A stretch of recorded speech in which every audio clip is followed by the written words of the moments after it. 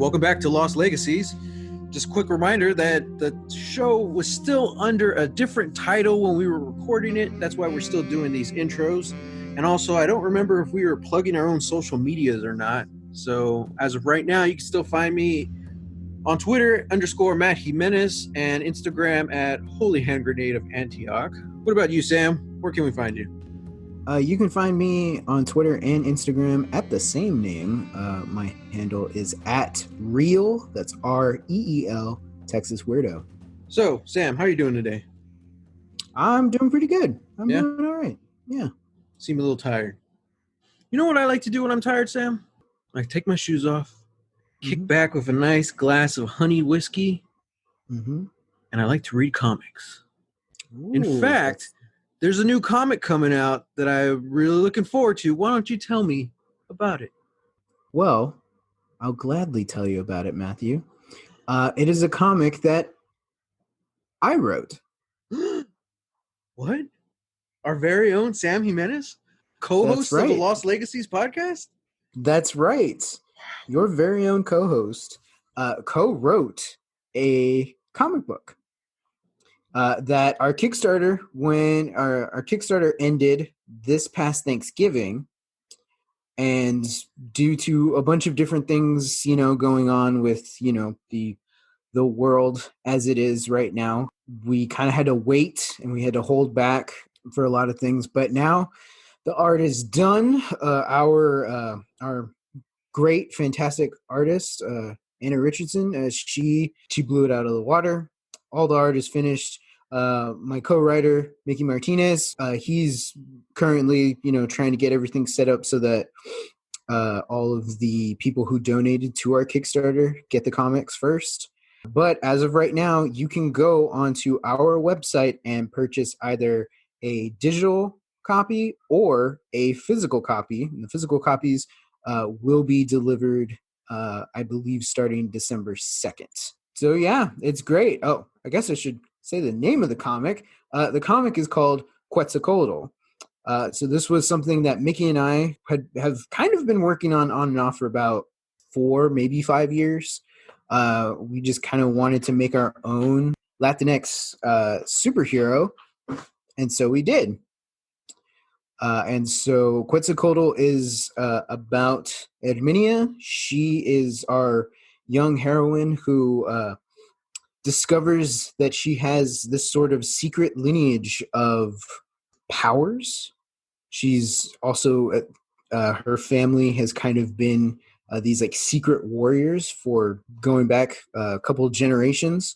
And the god Quetzalcoatl is part of her origin story. So it's kind of this, superhero mixed with these mythic, sort of gods. And it's fun. Issue 1 is out, and if that doesn't excite you, well, Mickey and I are currently hard at work on scripting issue 2 and trying to get that out for you as soon as possible. So again, if you want, our comic is available on our website, and that website link is freakishfilms.com /Quetzalcoatl.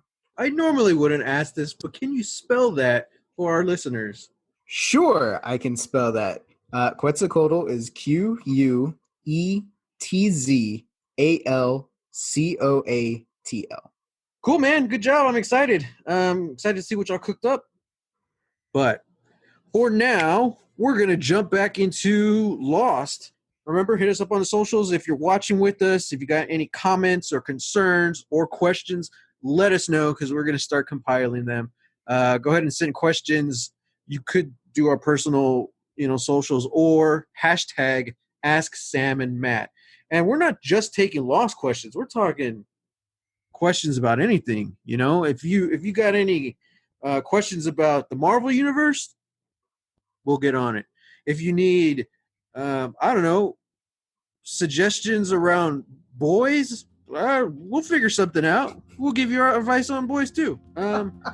So yeah, just ask us questions and we'll figure it out. So that's enough for this intro. It's long enough. Have fun. Enjoy the episode, guys. Thanks.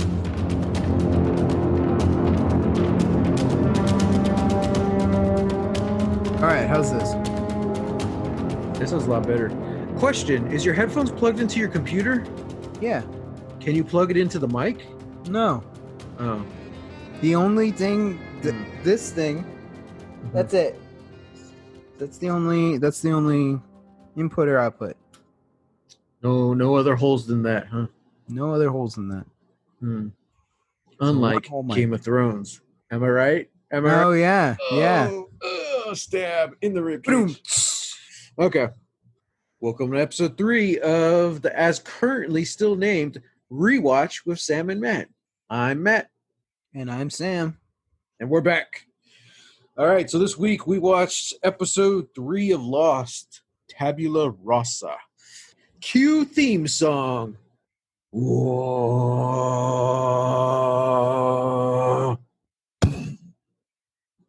Okay. Nice. So before we get started, or actually right when we get started, first thing we see is our very first recap previously on Lost.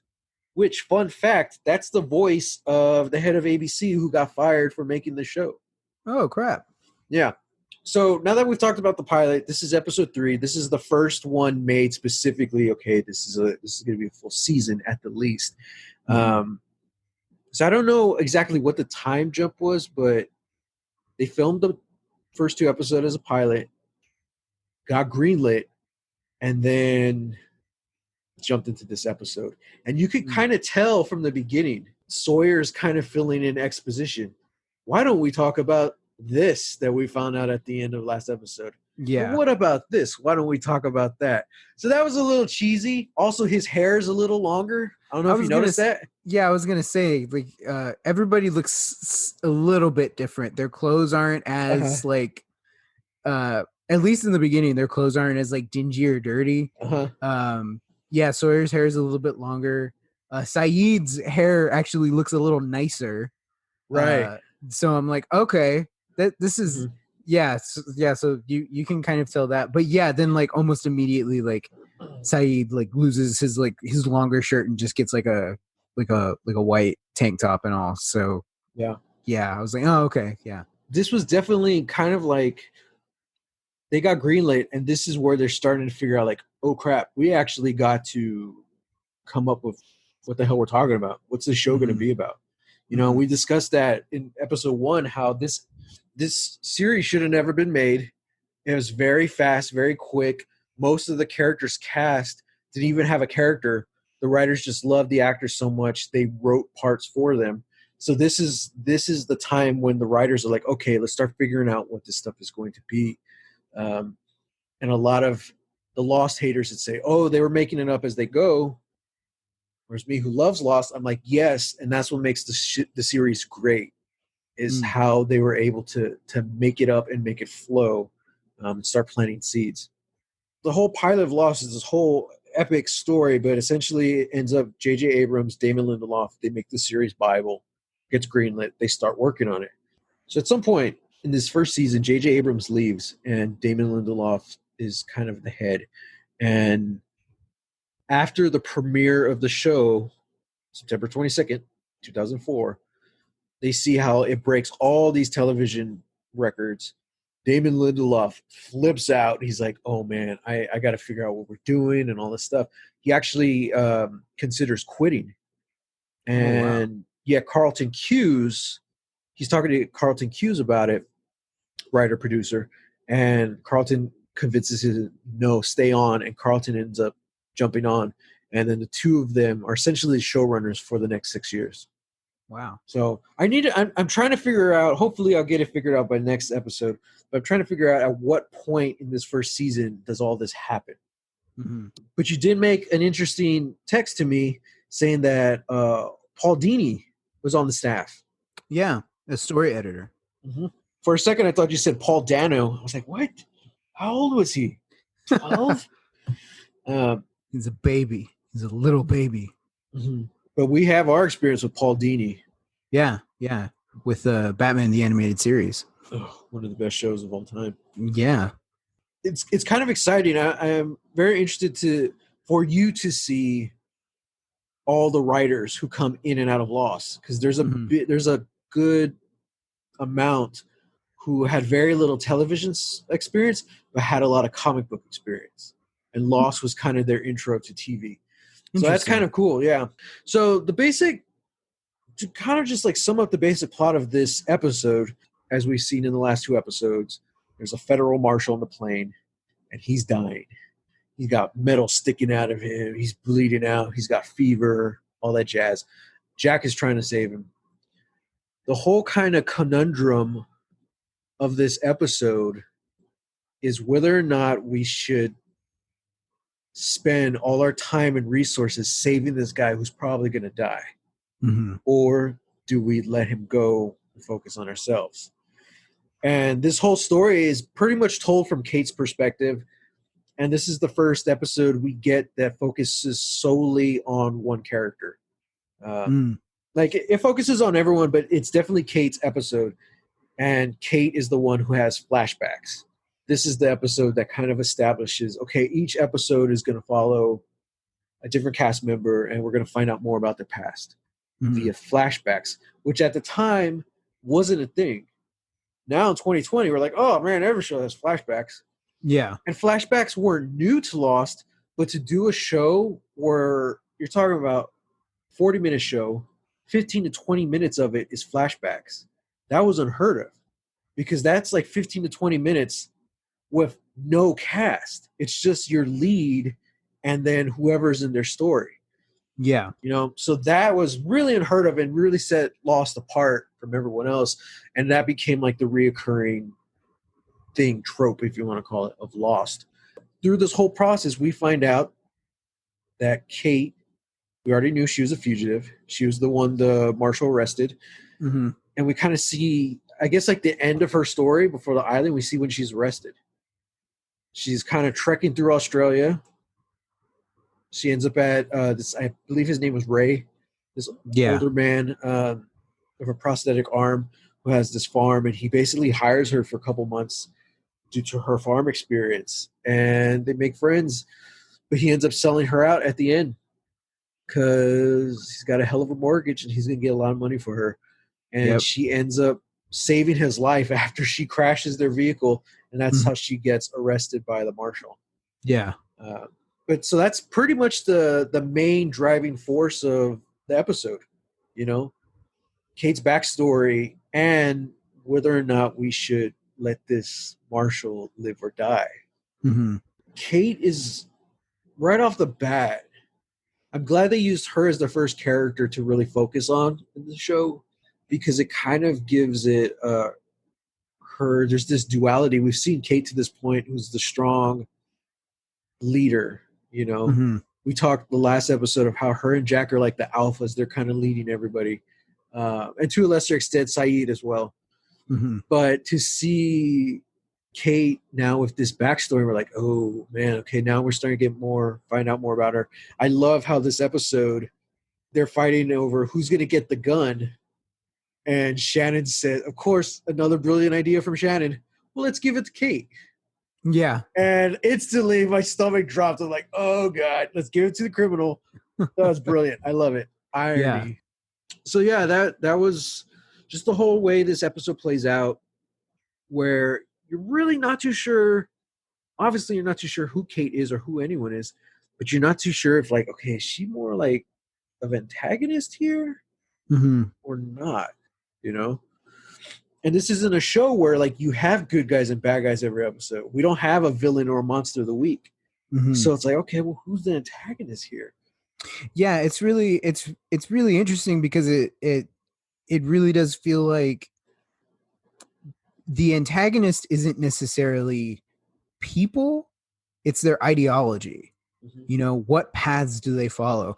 Already we're kind of seeing that like Sawyer is something of an antagonist just because he's not as, I don't know, defined by morals, you know. He is much more like, yep, nope, like that was civilization, you know, like we're not there anymore, you know, so there's no reason to have all these rules, to be hung up on the rules. But even then you can kind of see by the end of the episode, Sawyer has a humanity to him that I don't know. He just to me feels like a very broken person who is putting on this persona of having their shit figured out, not really caring about anybody else. And yeah, I agree. I think having Kate be the first person that we're sort of focusing on is interesting because episode one we're like, oh, okay, yeah, she's just trying to help out. She just wants to do something good. And now we find out she's a criminal. We still really don't know what she did, but we know that she was on the run. Uh, she was involved in a car wreck, and yeah, she was in chains when the plane went down. So yeah, it's this interesting play on what is what is Kate trying to do in this episode. Is she really concerned about this guy's well-being, or is she just concerned out of fear for her own safety? You know, and that's something that I'm really glad that we also never really get an answer to. We we never really know, like, if push, we never really know, like, Kate what Kate's intentions are. And then by the time the guy dies at the end of the episode, her and Jack have that conversation where it's like, it doesn't matter what you did, because that's not who we are anymore. And this is kind of the first time we're given the idea that, like, we're all probably going to die on this island, not just from whatever monster is out there. It's just the fact that, like, people are looking for us in the wrong place. Nobody knows we're here. So it kind of doesn't matter who we were out there in the real world. Yeah, I was thinking about that too. Having seen the show before, I knew that the marshal dies at the end of this episode. But I was kind of wondering, like, I wonder how things would have changed if he had lived. Because, like, we don't see, like, he doesn't, other than being a complete dick, we don't really see him, like, if he's a bad guy. Is he like a crooked cop? Or no, he just seems like he's a cop who's like a jerk. But I was really wondering about that. Like, if he had lived, what would he have done? Would he still try to arrest Kate, like, on the island? Like, Yeah, what would be the fallout of that? I think it's interesting because it seems like Jack is sort of, at this point, not necessarily the leader. Saeed kind of more played that role in this episode. But it does kind of seem like Jack is the one that people are eventually going to follow because he's a doctor. He's trying to save people. And I think people just naturally want to follow the guy whose intention is going to be to save people, you know? Um, if you have somebody who is in law enforcement, I feel like that perception may shift. Right. Like if he was fine, if he had just, like, been unconscious and then sort of woke up in episode 2, not a scratch on him, I feel like he would have kind of been sort of like the de facto leader. And Yeah. one, he's a marshal. 2, he's got cuffs. 3, he has a gun. People are gonna follow the guy with a gun. I kind of feel like he would be like Boone almost. So the episode starts off with Boone, like, they're all sleeping because they all camped up there on the hill. Yeah. Boone steals the gun from Sawyer, and he's trying to steal the ammo from Saeed. And he wakes up Saeed and starts this whole commotion. His explanation was that he was going to stay on watch. They don't know what's out there, but it's dangerous, so he wants the gun to protect them. So they start arguing over who should use the gun or not. And that's when they decide, give it to Kate. As of last episode, we know she doesn't really know how to use it, quote unquote. But we can trust her. Yeah. So I kind of feel like he would kind of be like the Boone character. Like, this is episode 3, and so far we have seen Boone trying, but constantly, like, mucking it up somehow. Like, he has good intentions, but you just don't know what you're doing. And I don't know, he has that spoiled rich kid vibe, you know what I mean? I kind of feel like that's how it would have gone down with the marshal as well. Like, he would have tried, but he's out of his element in this place. Right. So it's interesting because the show's been out for so long now. A lot of the original scripts are online. And so I was looking at the script for this episode, and Kate was definitely being painted more as an antagonist. And I think because of that, originally she was supposed to, again, we'll bring it up again, she was supposed to be the lead. Jack died in episode 1. Mm-hmm. When they decided to save Jack, I wonder if they kind of scrambled to like, well, what are we going to do with Kate? Yeah. So in the original script, Kate's first flashback is actually the end of the flashbacks. We see her pulling Ray through the grass, bloody, and like it looks like his arm comes off. So we're like, oh my God, oh, who is this monster? You know? Yeah. Yeah. That was the light that she was painted in. But of course, they changed it. No, also, it was right after Jack finds the paper. Mm. So it was like, cut Kate's flashback. So the way Lost does things now, as we've seen in this episode, no, it's always the character who's like thinking about it. So anytime Kate kind of looks off, you get the noise, and then we go to flashback. Yeah. And it's like that for pretty much every character going forward. Okay. So that kind of establishes, okay, this is the character thinking about it, yada, yada. So that's one thing this episode establishes. The end of the episode, when Jack and Kate have their talk and he's talking about a clean slate, in the original script, he asks her, how did Sawyer get your gun off you?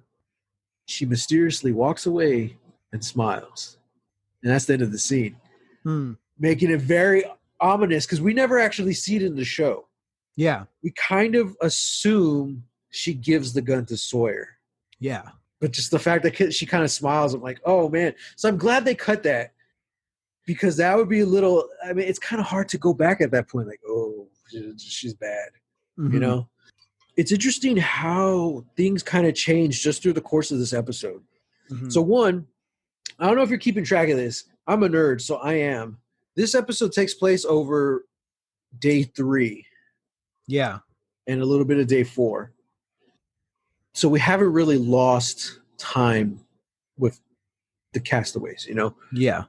So it's kind of interesting to see how the characters are changing. There's a lot of things that happen in this episode, which I watched, I noticed, okay, cool, but it's not till the end where they all kind of have like a twist. It's like, okay, once again, Boone and Shannon, they're fighting. But at the end, you see like he gives her the broken like sunglasses that seem fixed, and there's a nice little moment between them, you know. Yeah. There's another scene with Jin. Once again, like he's being a dick to Sun. Like I get what he's saying. He probably could have gone about it nicer, but basically saying like, look at yourself, you're dirty, go clean yourself up. You know, you could have done it in a more caring way to let her know, you know, that you care. Because at the end, we do see like he's kind of watching her as he sleeps and as she sleeps, and it's not in like a menacing or maniacal type of way. It does seem like he legitimately cares for her. It just might be a very toxic way of showing it. That's the first thing I wrote when that scene happened. I was like, oh God, this is so toxic. Yeah. So there's all these little moments like that where you see the characters changing. Obviously, and we'll get into Sawyer in a bit, but Sawyer has a bit of a change, just the way he's perceived. And at the end, you have Saeed throwing him the apple, you know? So there's all these little character moments. I'm like, oh, man.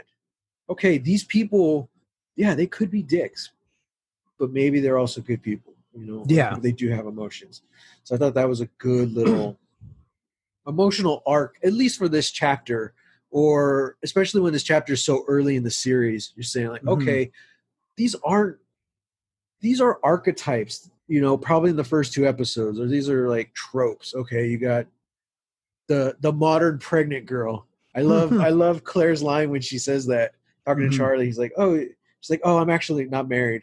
How modern of me. I was like, yeah, I'm like, and so you have these like stereotypes, but slowly we're starting to see the layers peel away, and you're saying, okay, they're real people. Yeah. And I think Sawyer's the biggest example of that. Because he's a dick, but he's written in a really perfect way because it's so easy to go wrong with this type of character.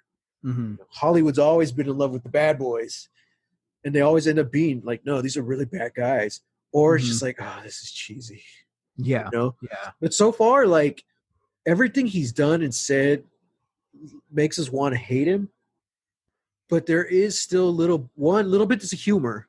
That's a good way to make any antagonist likable. Give him like he has the Southern charm and a good sense of humor, even if it's a bit racist. But you're like, okay, Sawyer, you can stick around from now, damn it. He's the problematic fave, you know. Yeah, I'm sure like by the end of this you're gonna be like, damn it, Sawyer, I just wish you were better. Okay, right. You're a great actor. You seem kind of cool. You've got something about you that is charming. I just wish you weren't a racist. Okay, Yeah. like that's a big drawback. Which, funny enough, quick lost tidbit, he calls Saeed Al Jazeera, which Yeah. is like the television network in Qatar. Mhm. And so one, yes, that's racist that he's calling him that. Two, Al Jazeera is translated to the island. Huh. Coincidence, Sam? Oh, Maybe. Maybe not. Hmm. Anyway, that's just a quick lost tidbit. Back to the regularly scheduled program. Doom. Okay. Yeah, so we see Sawyer's continually being painted in this negative light. Even more so at the end, because he's kind of the driving force behind the idea of putting the marshal out of his misery. Yeah. Kate does bring it up on her own, which says a lot about her character. But Sawyer's the one who brings up to Kate because she's the one with the gun. And earlier, let's talk about his scene with Jack in the fuselage. And he has the perfect line that I love, and I'd rather you say it. Oh my gosh. Are you going to set it up or Nope, not at all. I'm just going to say it? Just Okay, say fine. I'm in the wild. Yes, I love it. Because it says everything you need to know about Sawyer and their situation. Yeah, that whole scene is very interesting to me. Again, I think that's kind of the strong suit about this show is that as of right now, there aren't antagonists. There are just conflicting ideologies. And I feel like that comes in perfectly when both Jack and Sawyer are in the fuselage. I think that's how you say that. Words are hard. Something like that. The broken part of the plane. Yeah, they're in the broken part of the plane. But they're essentially doing the same thing, except Jack is going through people's things so that he can find medicine. Mostly so he can help this guy. I think also like kind of in his head, like somebody's going to need this at some point, you know? So Jack is obviously just looking for meds while Sawyer is just looking for stuff that he wants or he can use. But they're both kind of doing the same thing anyway. And that's kind of where that conflict comes in, you know, and Jack kind of says that it's like I don't understand where you're doing that. And that's where Sawyer is kind of coming in and saying like, yeah, but we're not in civilization anymore. The rules of society are now starting to break down, and he's just going to look out for himself. And that's when Jack asks, "Oh yeah, and where are you?" And that's where Sawyer gives that truly iconic immortal line of me, I'm in the wild. Which prompted my text that said, why isn't Josh Holloway in more things? Right. Yeah. You know, I don't understand it. Like that guy just has the charm. Yeah. He has the charisma. I think he's great. I don't like his character, but I still like him. And you know what's interesting? Everything I've seen him in, he's a good guy, which I like. But so much of him being the bad guy is what sells Sawyer. You know, it really makes him part of the cast. Any survival situation, you got to have that one person you don't like because that gives you all something to bond over. Your mutual dislike in this guy. Yeah. That's going to be your homework, Sam, for next week. Let's fan cast Josh Holloway in a Marvel movie. Okay. Ooh, Gambit. Why does he play Gambit? I was thinking about Gambit's that. more Cajun, French, you know, that South kind of thing. Maybe. He's an actor, Matthew. He can do it. That's he true. Can pull it off. That's true. All right, so next week we'll decide for sure who we want Josh Holloway to play. Okay. But yeah, no, that perfectly sets it up. Like, because the problem is Sawyer isn't wrong. Like, Yeah. he sees the doc in his mind wasting all this medicine on this guy who's going to die anyway. You know, and this goes back to what you're saying about Jack being the de facto leader. Everyone wants someone who's going to fight for them. Mhm. It's like they're two polar opposites. They're both right, but they're also both wrong. Sawyer's all about himself. Jack is all about saving lives, saving whoever he can, you know, fixing Mhm. the situation. And both of them are wrong because neither of them are really looking at the big picture. They're all going to have to survive, like, as a collective, you know. Yeah. Really a conundrum that these castaways are in. Mhm. So far, it kind of seems like the one who's really kind of level headed about everything is Saeed. So Yeah. far, you know, even Yeah. though it's hard to tell because as far as the main cast goes, they're kind of leaning towards Jack as the leader, but you see Saeed the most working with all the extras, you know, Yeah. all the nameless people. Who's building shelters? Oh, it's Saeed in those red shirts, you know. Yeah. So yeah, it's going to be interesting to see what happens as it goes on and to see how the relationships build or how they Mhm. debuild. Yeah. Yeah, I just made that word up. In case you didn't know, Oh, I debuild is did. not a word. There are so many good little moments sprinkled throughout the story. And you know, I mean, I feel bad because we're not really talking about Evangeline Lilly, but I mean, I enjoyed Kate's little storyline, but to me, it was kind of like the least interesting part. A little bit. I mean, it kind of just sets up this idea that like Kate maybe when push comes to shove is always going to make the morally right decision, Yeah. which is, that's what she does. That's what she does, in Australia, and that's what she does here. Mhm. She's not the one to pull the trigger, and she's not the one to let this guy die. Right. So I feel like that's sort of what her narrative is here is, and it's kind of just more telling the audience like, hey, terrible things have happened to this person, but more often than not, she's going to make the right choice, Yeah, it even if does. she, Her even if past doesn't define her, even if yeah, she feels like it does. yeah, exactly. And that's why at the end when she's finally ready to tell Jack about who she is, he says like, I don't want to know. It doesn't matter. Everybody thinks we're dead and everybody deserves a second chance, and it's like, yeah, like, so I feel like it's more of Kate's arc is just sort of like an acceptance of my past doesn't define me. And I feel like if the Marshal had lived, that would have come into play. Like that would have been in conflict a lot. And I don't know, maybe we would have seen at some point the Marshal, like conceding like, yeah, Kate's actually a good person, or something like Because that. he's even surprised at the end when she said that she wanted to make sure Raymond got the reward money for turning her in. Yeah. And he's still surprised and he's like, you truly are one of a kind. Yeah. But then he has a talk. He's like, I'm dying, right? And she's like, yeah. Mm-hmm. And he asks, he's like, so are you going to do it or what? Mm-hmm. I was like, Mm-hmm. oh, fuck. Is he challenging Kate to kill him or is he asking?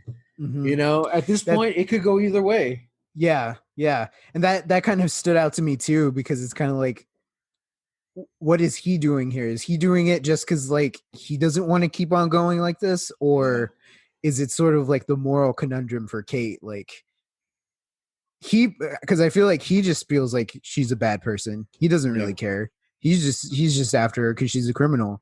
So like what his motivation in that moment, I was like, huh, that's kind of interesting. I felt like he was just more playing like that game of are you who they say you are? Right. Yeah. Yeah. So this is going to be something to discuss, I guess, going forward. But this is kind of like the what am I trying to say? The template of the lost episodes. Mhm. Each one focuses on a character. In this case, we'll talk about Kate. But that story doesn't exactly move the plot forward. Right. It just kind of paints the character in a new light. It's like, oh, okay, now I understand Kate in a different way than I did those first two episodes. Mhm. Where that plot is actually moving forward is all the little side stuff. So and so is only in one scene. Well, that kind of starts painting the island more, or Mhm. the story of survival more. You know, Mhm. which is kind of frustrating. It depends. I remember going back on my second rewatch of Lost. Or I guess this is my second rewatch of Lost. So I watched it once live. So my first rewatch, that's what I kind of struggled with, because at this point in television, we're so oversaturated with flashback tales. Yeah. It worked for Lost because we, as a culture and society, we didn't really have that. So we were genuinely interested. Like, oh yeah, let's do this. Mhm. Whereas now, the way everything storytelling just feels more fast paced. You know, our seasons are shorter, but the stories go by faster. They trim the fat. Yeah. So it's kind of interesting that I'm enjoying this just 3 episodes so far so much more than I did like my first rewatch. I was Mm. kind of frustrated, especially seeing where the show goes, and it's so action oriented. I'm like, man, these episodes are slow. Now here we are years later. I'm like, I'm digging it. I'm loving it. I'm noticing all like the little character traits and stuff. I Mhm. love it. Yeah, I feel like just watching, it's kind of just like this isn't based off of any IP. Mhm. So I have no idea what to expect. Obviously, years of it being in conversation, I kind of already know some things that happen in later seasons. But right now, it's very interesting because it's like I don't know where any of this is going. And I kind of like it. There's no real end goal. You can kind of tell, especially in certain shows, depending on whatever show it is. But you can just kind of tell, like, okay, like this is your character, this is the struggle that they're gonna be going through. There may be a couple of twists and turns in here, but by the end, you know who the bad guys are and you know where the final showdown is gonna be. And that's true if it's a cop show, a superhero show, fantasy, doesn't matter. You can kind of see where the season is going to go. It's really interesting and kind of refreshing that like the biggest problem in this episode is, okay, rescue probably isn't coming fast, so we have to ration food, we have to build shelters, we have to get fresh water, and we also have to wrestle with the fact that we maybe don't want to give all of our drugs to this guy who's going to die in a few days. Yeah. That's cool. It's kind of like just watching, I don't want to sound pretentious, but it's like watching like human nature, like watching human beings, like it's like thought experiment. Throw them on an island, what's going to happen? You know, because even there's not even they mentioned the signal that's been playing for 16 years. They mentioned that at the beginning, but that doesn't really come into play for the rest of the episode. And then we only hear the roaring when Michael goes out to look for Vincent, the dog. We only hear the roaring, but it doesn't attack anybody. So we can kind of see that, like, okay, maybe it's not like just a malevolent force, or it kind of just feels like, okay, And, that's not gonna and it be sounds it, different too. The yeah, it roaring. sounds different too. And so it's like, but that's not going to be the focus of the episode. Mm-hmm. It's all about people kind of finding a way to cope. I feel like is one of the things about this episode. Yeah. And now that we're talking about Michael, that's kind of his thing. That's the arc that's been sort of built up over the pilot in episode 3. Or yeah, these past 3 episodes. Is that, he's a not great father. And the only thing he wants to do is protect his son. He wants to be a good dad. And he really can't seem to get a handle on that. Yeah. Enter, still probably our biggest mystery character, John Locke, Mm-hmm. who we see earlier in the episode making a whistle. And then by the end of it, we realize, oh, it's not like a flute or anything. It's a dog whistle. He brings Vincent out of the woods or out of the jungle, and he's the one who tells Michael, "Hey, I found your son's dog, and I thought you should be the one to give it back to him." Uh, and I'm like, okay, cool. That's a good guy, John Locke. I like that guy. Mm-hmm. And then the episode ends very ominously with the very shrill, terrifying music and him looking at Michael, Vincent, and Walt with I don't know what kind of face, sinister face. He just looks sinister. You know, he looks like he's plotting or planning something. And I'm like, I don't know where this is going. I don't know what to make of John Locke right now. It's so not like storytelling right now. And it's basically, so to basically sum up everything we're saying, the actual big stuff, mythology stuff or plot driven stuff, it's all in the small little scenes, where the majority of it is character stories that we're going through. And I want to talk about something big that you're right, kind of they brought it up in the beginning, they didn't really address, but everyone who went with the transceiver in the last episode, they decide not to tell everyone else about the signal. And Saeed's reasoning is that we're going to take away their hope, and we can't do that. So they all agree to lie. And it's not really brought up again. Kate tells Jack, but other than that, no one really knows. Yeah. So I think that's very interesting because that goes back to what you're just talking about. Like, okay, again, differences of opinion. What are our morals? What do we do, in that situation? If it was up to Sawyer, he'd probably just tell everyone. If it was up to Jack, he would probably keep him quiet. Like, I don't know.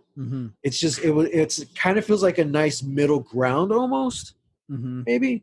Well, yeah, because like at this point, not everybody knows about what happened to the pilot. The only people who know what happened to the pilot are Jack, Kate, and Charlie. Okay, so here's where we're going to get more meta, because Lost, it's a network show, 42 to 45 minutes. So there's a lot of stuff they had to cut. As I'm watching these episodes, I'm also I'm watching the deleted scenes. And there's some cool stuff that is getting cut from these episodes. Just a lot of smaller stuff that doesn't really matter. But in episode 2, when they're hiking, Saeed has a talk with Kate about that very thing.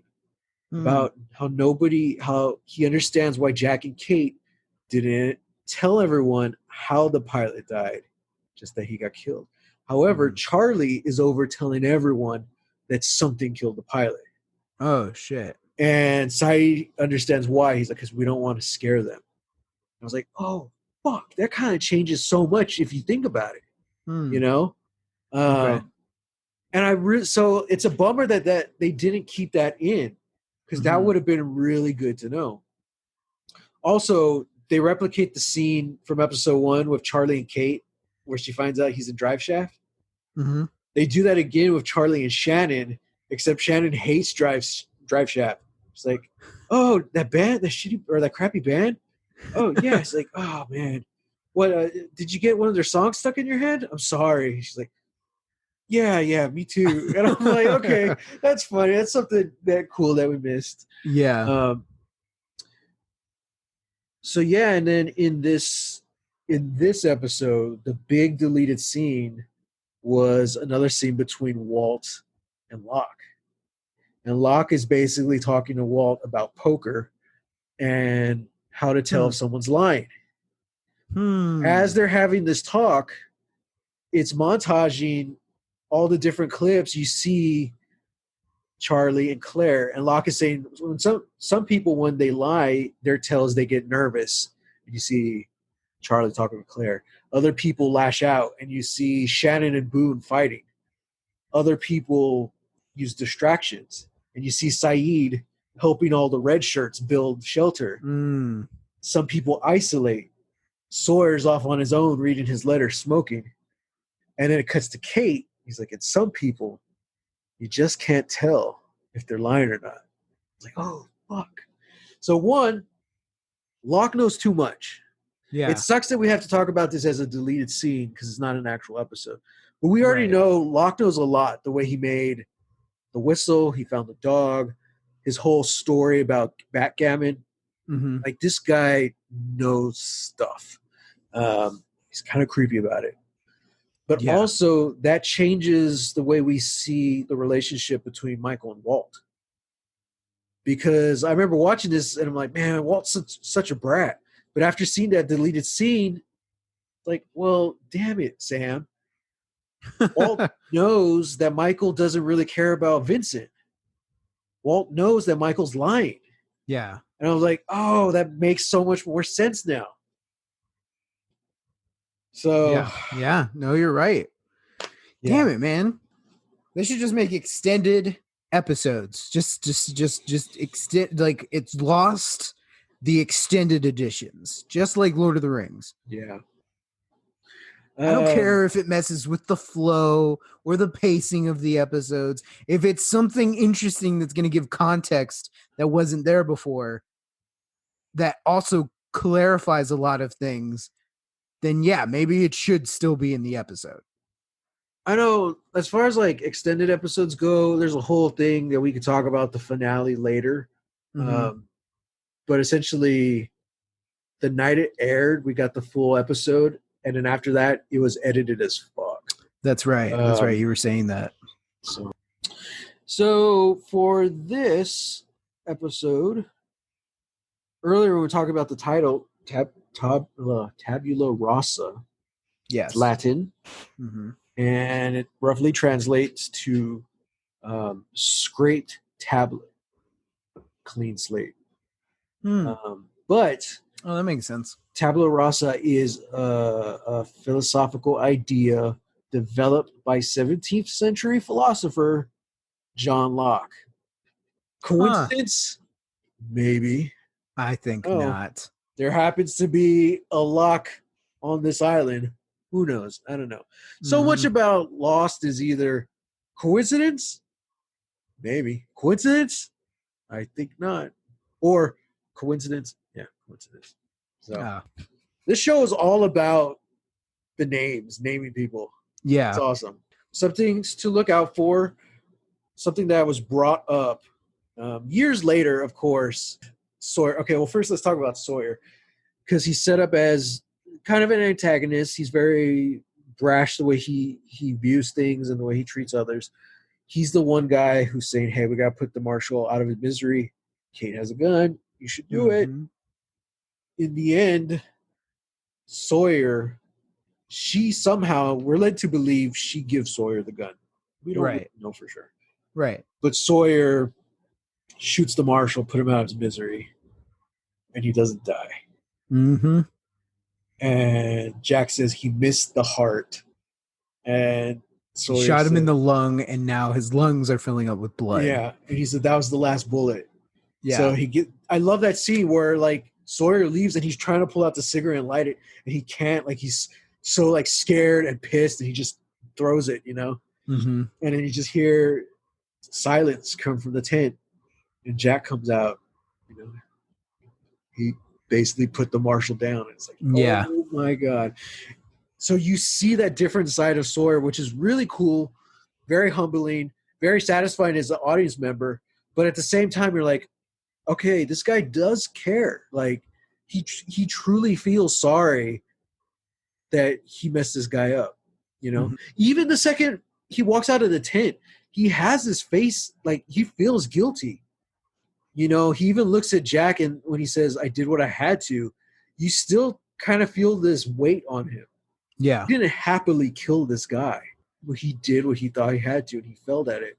And that's something that's going to, I don't know if they actually address it. I'll mention it when it comes up. But Sawyer, that close with the gun, who's supposedly badass, how did he miss his heart? Yeah. So we got some stuff to talk about Sawyer in the next couple of weeks when it comes up. Uh-huh. So I figured.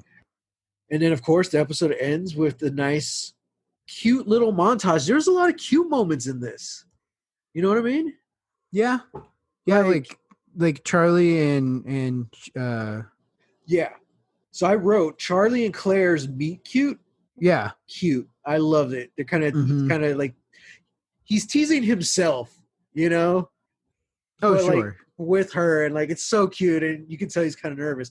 And then like the scene immediately after that is Hurley and Kate meeting for the first time, Oh, yeah. and Kate's just kind of going about normal business. At this point, Hurley knows she's a criminal. He sees she has a gun, and like he's terrified. And I Yeah. wrote Hurley and Kate's meet cute is super cute, super adorable. And then the way he practically runs away from her, Yeah. like, Yeah. oh man. But yeah, all the little scenes, you know, just the idea of like Locke giving the dog to Michael is like, you're the one who should bring Vincent back for your boy. You Mm-hmm. know, things like that. Even though we saw like Jen being toxic earlier, we do see that he cares. We Mm-hmm. do see that Boone cares about Shannon. He gives her like the sunglasses. So all these little things, I'm like, wow, all it took was the murder of the marshal, and like everyone's kind of happy now. And the world is balanced once again. Which, yeah, I mean, it's kind of wild. It reminds me of the movie and the book, The Beach. You know, Mhm. how it's this paradise, but as soon as someone is like on the verge of death, like you kind of see the true colors of everyone coming out. Mhm. It's a kind of out of mind, out of sight type thinking. It's kind of cool to see those different sides of everyone. Yeah. I just thought it was a pretty cute episode, All things considering considered, all yeah. the guns and the death. And we do see again Kate's plane flashback, which we Mhm. didn't need to, but that does mean we get to see the marshal take like the metal suitcase to the head, Yeah. which is an awesome stunt, dude. He just like starts gushing blood. I'm Yeah. like, okay, I'm Yeah. down to see that again. I was thinking about just how subtle that moment is, and it's so impactful because you see that it's like a big metal Yeah. suitcase for like maybe half a second, Yeah. and then you just hear like that loud thud, and then it drops, and then you just see like the blood and him reacting like, And it's like yeah, man, gushing, dude. Like, I'm like, yeah, oh my God. Like, yeah. ooh, that was crazy. It's such a small thing that just like Uh-huh. leaves an impact, and Yeah, for sure. yeah, that's Oh cool. man. So that was episode 3, Tabula Rasa. Let's talk about MVPs. However, I will say it's going to be tough seeing that each episode focuses on one person. So as Mhm. much as I love Evangeline Lilly, I'm going to say the lead of that episode cannot be an MVP because it's too easy. Yeah, okay. Especially if you sure. say, oh, Jack has the most centric episodes, he's going to be getting MVP the most. You know what I mean? Yeah, No, all I feel right. like we got to go with someone else. So you want to think about it? You want to go first, or should I? You go first. You know how I love my outliers. Uh-huh. Jorge Garcia, man. Hurley. He was such a side character. He was kind of like Jack's sidekick through this episode. He's Mhm. always been helping him. And now he's other than Jack, he's the only one who knows about Kate. So Mhm. you see him like constantly panicking. And I love when it cuts. And he's asking Jack about what's out there. He's like, is it a dinosaur? No, it's not a dinosaur. How do you know it's not a dinosaur? Hurley, because dinosaurs don't exist. Oh. It doesn't even like, it's almost like that's news to him. Oh. Yeah, he's like, oh. I love it, dude. I just love it. And then I love when Hurley is explaining that there's probably more medicine in the fuselage. He's like, but that's where the bodies are. And he just Yeah. looks like so like innocent and scared. I'm like, Hurley's a gosh darn angel. Okay. I'm like, everyone protect him at all costs. So I'm gonna give my MVP to Hurley because Okay. even though he had little to do, like he made so much of it. Mhm. You know? Mhm. He's my MVP. All right. I suppose so. Yeah, I don't know. I mean, I was gonna give my MVP to Kate, but now that we've had this I guess we still could. this BS rule, If you want, we can do that. Fine. I'm just saying that's the easy choice. well, I mean, yes, it's the easy choice, but I mean, again, it's It was damn because good. She did good. Yeah, she did damn good, and it's because we now see her in a different light. Yeah. We kind of ended things on a cliffhanger last episode because we found out, whoa, Kate's the criminal now. Right. And I feel like that just has its own sort of connotations, like this Marshall is like, she's dangerous, and then it cuts to Kate, like, oh crap, like what is she doing on the island? And in this episode, all Kate really does is sort of show concern for people. Yeah. She is looking out for herself when she's like trying to get away from the farm, but she still cares about Ray. They have a relationship, they have a rapport. She still cares about the Marshal, even though for all we've seen, he's a total d-bag. So it's like she still cares. And I feel like that's kind of the point of the episode, in that might not be the most interesting, but it tells us a lot about Kate, that no matter what, she just wants to do good, and more often than not, she will make the morally right decision. Yeah.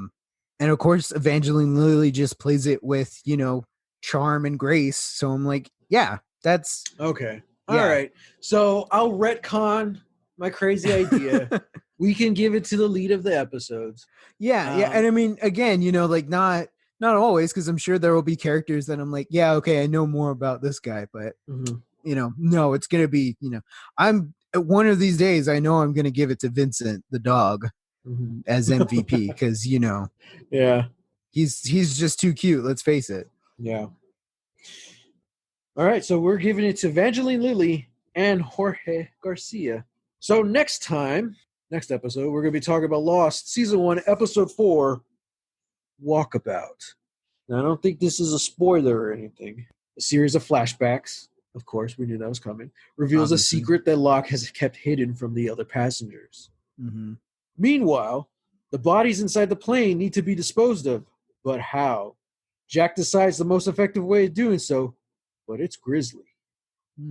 And when the castaways realize that the food supply is running out, Locke has a suggestion. Uh-oh. Next time on Lost.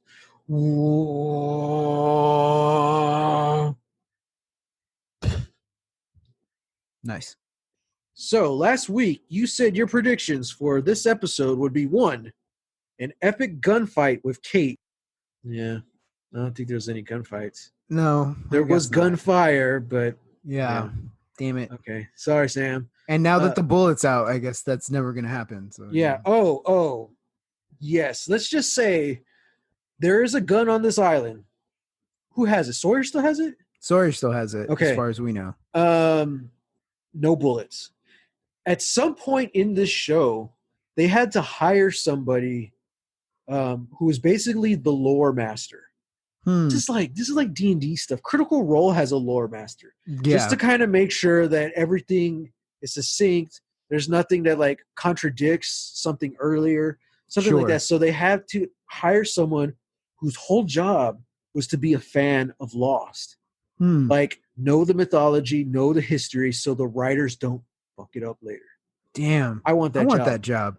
That person also had the job of tracking guns and ammo on this island. Holy crap. Cool. Which, okay, let's get into this a little bit before we continue with your predictions.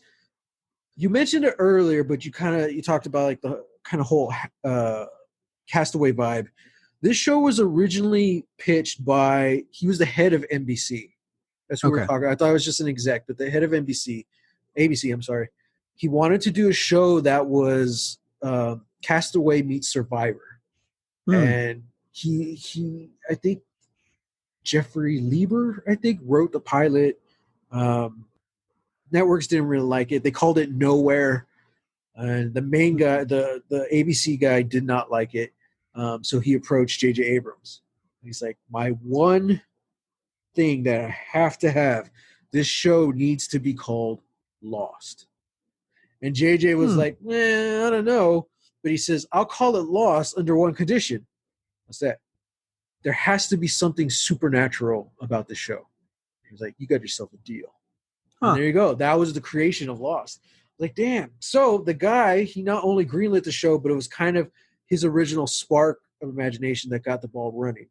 Yeah. And unfortunately, he was fired. So now his only contribution from here on out is doing the little recap at the beginning of each episode. Oh man. Previously on Lost. So, but apparently he got fired because like all the ratings were down for ABC. It wasn't a popular network anymore, and then he greenlit this huge, expensive show. The rumor is the pilot was between $10 and $14 million. Holy crap! The average pilot at the time was 4.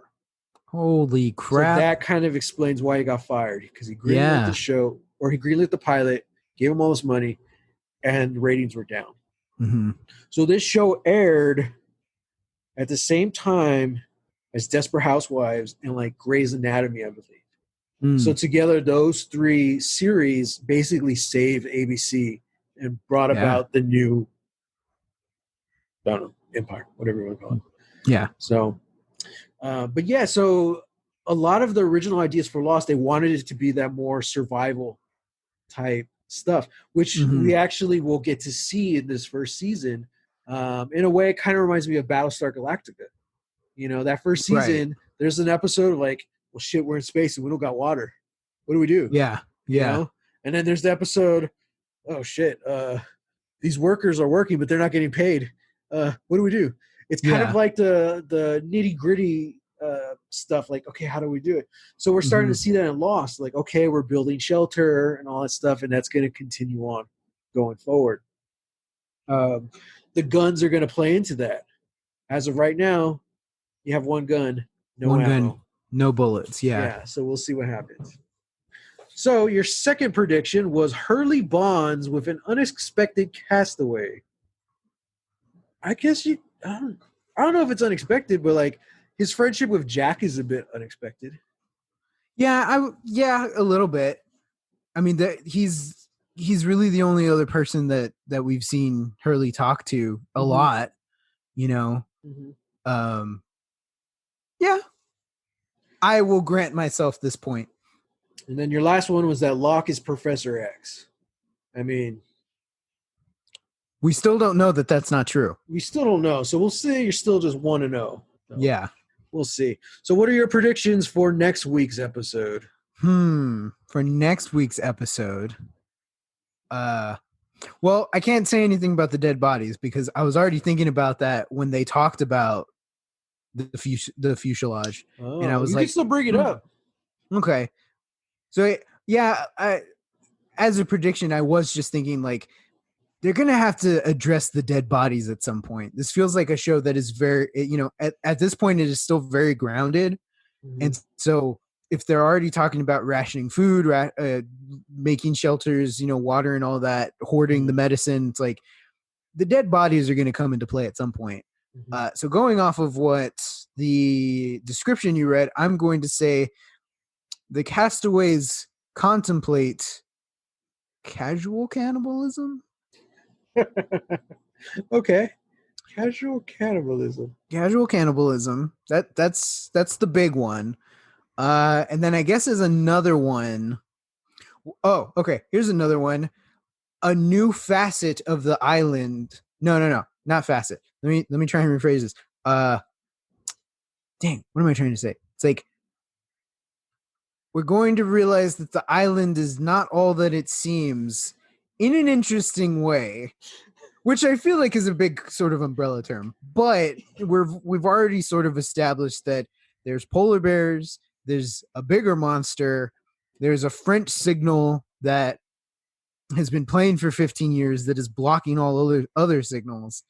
So yeah, I'm going to say that there's now, and with the added thing that like J.J. Abrams wanted it to be supernatural, I will say that a new facet of the island is going to open up. Okay. To our characters, yeah. I think that's a pretty safe bet. We'll have to see. And the other ones still stand. I'm still on about time travel, kumbayas, and that John Locke is Professor X. Cool. Okay. All right. Well, Sam, Matthew, until next time, get lost.